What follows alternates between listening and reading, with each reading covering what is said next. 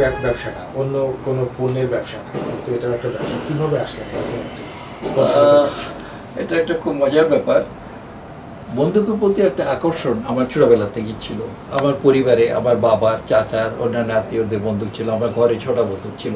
কেন আগে তো বন্দুকের উপর একটা রেস্ট্রিকশন ছিল না, ওই তখন শিকার নিষিদ্ধ ছিল না, প্রচুর শিকার পাওয়া যেত তখন। ইভেন হরিণ শিকারের পারমিট পাওয়া যেত, পাখি শিকারের কোনো ইটেই ছিল না।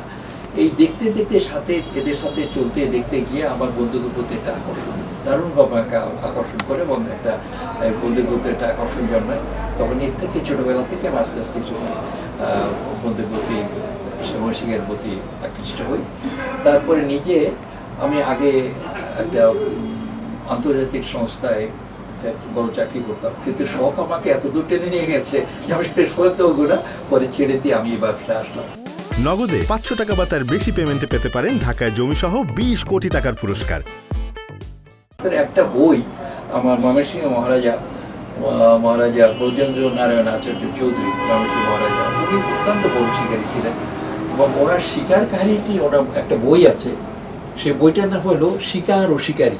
এই ওনার বইটা পড়ে আমি এতই আকৃষ্ট হই যে আমার যখন ব্যবসা প্রতিষ্ঠান গড়ে তুললাম, আমার প্রতিষ্ঠানের নামে দিয়ে ফেললাম এটা শিকার ও শিকারী। কেন it is the only shop business organization যেটা পাবেন শিকার মানে সাবজেক্ট রিলেটেড, অন্যান্য জায়গায় নাম পাবেন অমুক নাম অমুকের নাম দেওয়া হয় অ্যান্ড কম নাম দেওয়া, কিন্তু আমারটা হলো শিকার ও শিকারী। মানে শিকার হলো ব্যাপার, বন্দুক দিয়ে শিকার করা হয়, এবং শিকারীরা এই হ্যান্ডেল করে, শিকার ও শিকারী। এই জন্য এই নামটা একমাত্র বাংলা নাম আপনি পাবেন, এটা আমি এই জন্য নাম দিয়েছি। আমি ব্যবসা আরম্ভ করি আজকে থেকে প্রায় 50 বছর আগে। আমি নিজেই শখে শখে ব্যবসায় চলে আসছি।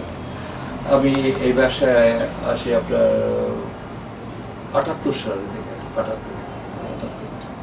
তারপরে তখন ভালোই গেছে যে আমার এখানে ছিল না, আমার তখন দোকান ছিল ইসলামপুর তখন বন্দুকের ব্যবসার খানদানি জায়গা ছিল ওখানে, কিন্তু ওখানে আমাদের কাস্টমারের বেশিরভাগ 90% কাস্টমারদের গাড়ি আছে, কিন্তু গাড়ি পুরান শহরে ঢুকতে পারে না, সবাই এখন চলে আসছে, আমিও এখানে চলে আসছি, কিন্তু আমার থেকে দেরি হয়েছে।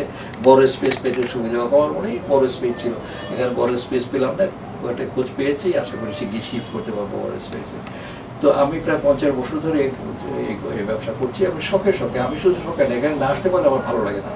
আমি বাড়িতে আমি এই বছর মাঝে মাঝে বাইরে বেড়াতে যাই, পাহাড় দেখতে যাই, নদী দেখতে যাই, প্রকৃতি দেখতে যাই, ভালো লাগে।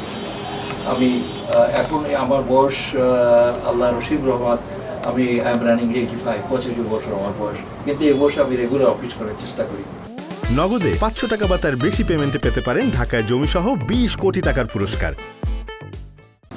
এখন ব্যবসা কেমন? আর যে সময় শুরু করছিলাম তখন অনেক গোল্ডেন টাইম, খুবই ভালো ব্যবসা ছিল, খুবই ভালো ছিল। এখন আস্তে আস্তে একের পর রেস্ট্রিকশন ইম্পোজ হতে অবস্থায় এখন প্রায় জিরোর কাছাকাছি চলে আসছে। আবার না সব ব্যবসা, সব বন্দুক ব্যবসায়ীদের অবস্থায় এখন এই আমি কিছু পড়াশোনাও করি, এর উপরে কিছু লেখালেখিও করি। আমার কয়েকটা বই শিকার উপরে আমার নিজের লেখা বই বেরিয়েছে, টেলিভিশনে প্রোগ্রাম হয়েছে, আমি সব বই নিজে পড়াশোনা করে এখানে বই আছে, আমার বাসায় কিছু বই আছে। বই আছে আছে এখানে সকাল থেকে একটা বই থাকতে পারে, শিকার এটা ওটা এটা শিকারি করে ইয়েটা কালার লাল স্মৃতি, এটা না লাল না, আমার দিয়ে এটা এটা হ্যাঁ না, এটা হলো অরিজিনাল বই, যেটার উপরে নাম এই ব্রজেন্দ্র নারায়ণ আচার্য চৌধুরীর শিকার ও শিকারী, এই মানুষের মহারাজা, এটার উপরে অ্যাট্রাক্টেড হয়ে আমি এটার নামটা রেখেছি। মৃত্যু নীল আতঙ্ক, এই যে এটা আমার দেখা, এটা আফ্রিকান হোয়াইট হান্টার একজন আছে, গাই মালদুন, পৃথিবীর খুব বড় শিকারী, তার উপরে এসেছিলাম।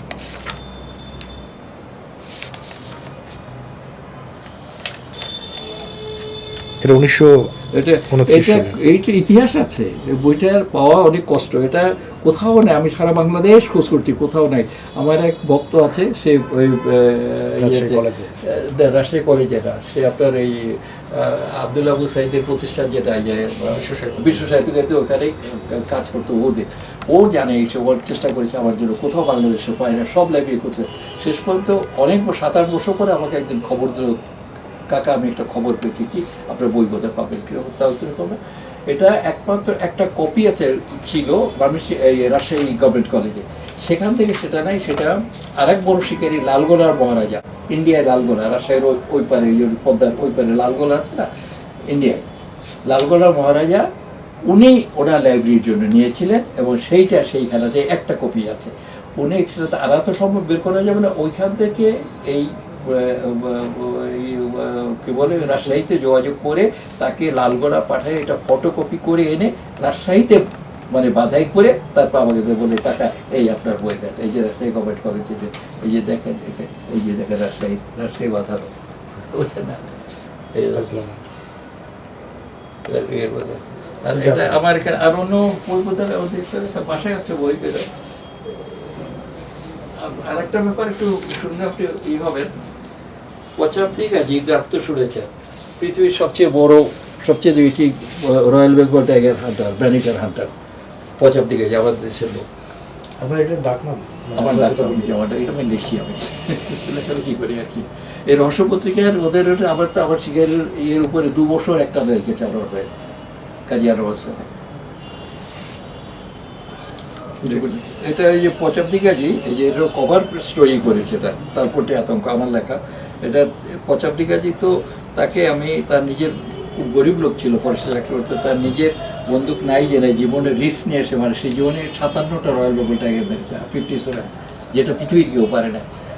তার নিজের বন্দুক নাই জেনে আমি একটা বন্দুক তাকে গিফট করেছিলাম ফ্রি, একেবারে গিফটের একটা ডাবল বেল বন্দুক, এবং সেই বন্দুকটা দিয়ে উনি ওনার জীবনের শেষ বাঘ মারা যাওয়ার আগে শেষ বাঘটা ওই বন্দুকটা দিয়ে মারা স্বীকার করছে। এইটা আমার একটা বড় স্যাটিসফ্যাকশন যে আমার দেওয়া বন্দুকটা দিয়ে গিফট করা বন্দুকটা দিয়ে উনি শেষ বাঘটা ওনার জীবনে আগে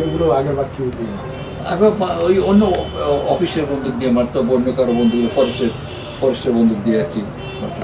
এখানে পাবলিক লাইব্রেরি ডাইরেক্টর ছিল হুমায়ুন সাহেব, উনি লেখক, উনি আমার উপরে ওইটা যখন প্রথম পাইলে তখন একটু লেখছে ভূমিকা লিখছিল এতে।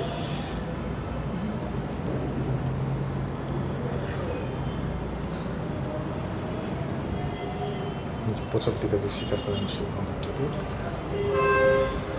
1987 সালে।